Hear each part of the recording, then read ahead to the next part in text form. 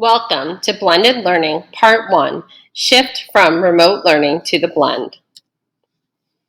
In schools across America, teaching and learning has undergone a variety of innovations that involve the use of technology. However, one transition has never occurred so quickly as our experience in P-12 schools during the response to the 2020 pandemic. As we plan for reopening of our schools, educators are in the second phase of our transformational shift in our teaching. As educators, we created a major pedagogical shift in our teaching and student learning overnight. Our growth and insight to new ways to teach and help students grow during an unknown time was astronomical.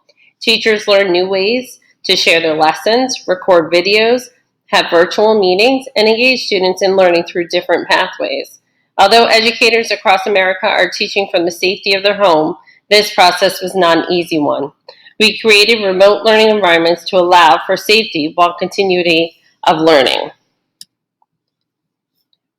The emergency remote teaching was considered a temporary shift of instructional delivery in response to the pandemic. We took a fully remote teaching solution to provide instruction through a temporary solution. Educators thought outside the box and created solutions to review previous learning and expose students to new instruction. The shift to a blended learning model cannot happen overnight without much thought and planning about all aspects of the content being taught, methodology, technology, and the learners. Blended learning will require a careful design which combines classroom and virtual learning in a way to individualize and enhance instruction for all students. With increasing demand for implementation of remote learning during this pandemic, teachers were required to adopt technology and teach different formats of online learning.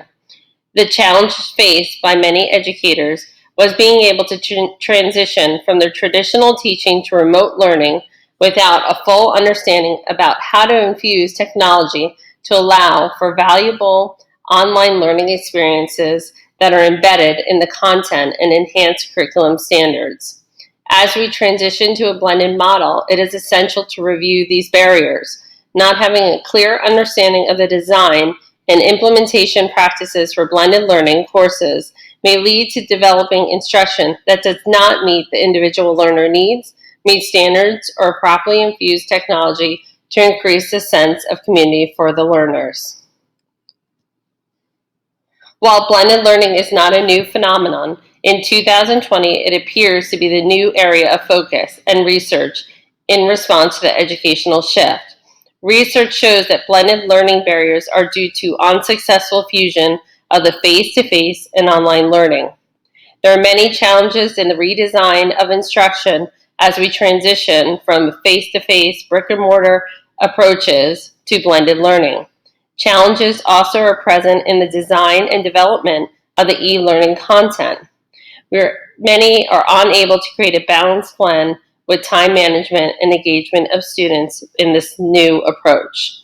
One of the keys to addressing and overcoming these challenges is creating supported and integrated institutions that can design both new teaching practices and the technologies to support them. There are many designs of blended learning and practices to utilize this approach, but having a variety of definitions can be overwhelming.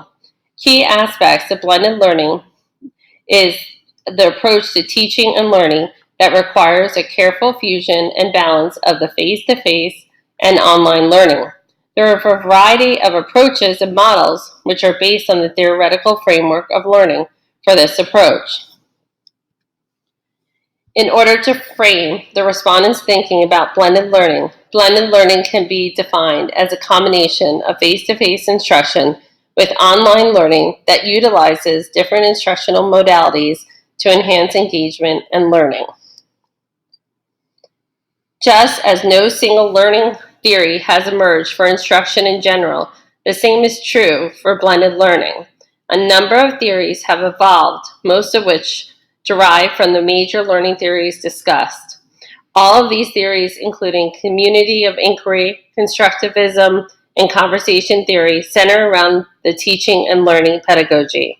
The foundation is to build a community of learners, enhance communication, and guide learning to a deeper level of understanding and knowledge.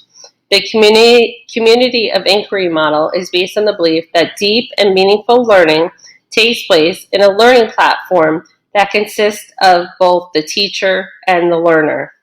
Interaction with the content, interaction with instructors, and interaction with peers are all key aspects. Conversational theory focuses on continuous and sustainable interaction and conversation between both the students and the teachers in both the face-to-face and blended online format. High-quality blended learning uses the tools of learning management system to teach and support learning in a face-to-face class.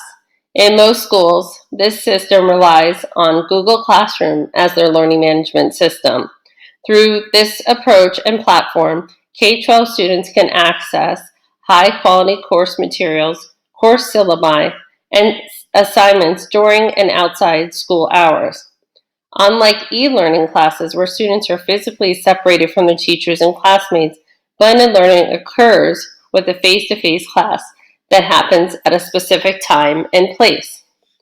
More specifically, blended learning combines the support of classroom learning with the flexibility of e-learning in consideration to personalized, mastery-based instruction.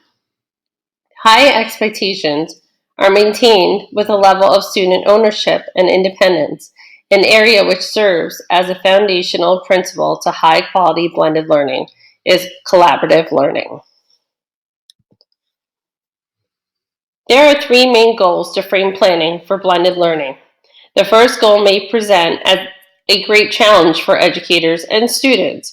In alignment to the theoretical framework, communication between teacher and students is an integral part of learning. The educator is there to lead the students to deeper learning and connections. With increased communication, the social-emotional needs of the students are met with greater success. The teacher is there to facilitate deep learning, discussions, and collaboration.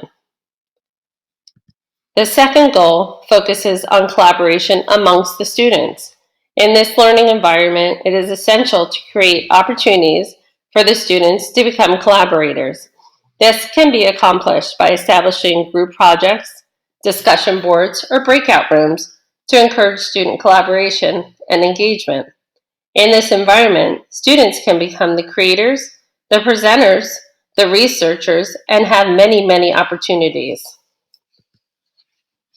The third goal is for students to demonstrate their learning through a variety of ways. In blended learning, baseline data and formative assessments are essential in driving instruction. The virtual learning environment is conducive to real-time data that allows educators to make instructional shifts without any delay. Additionally, students can receive immediate feedback about their progress and mastery of skills through the use of self-graded Google Form. In part 2 of this training, we will discuss the different types and models of blended learning.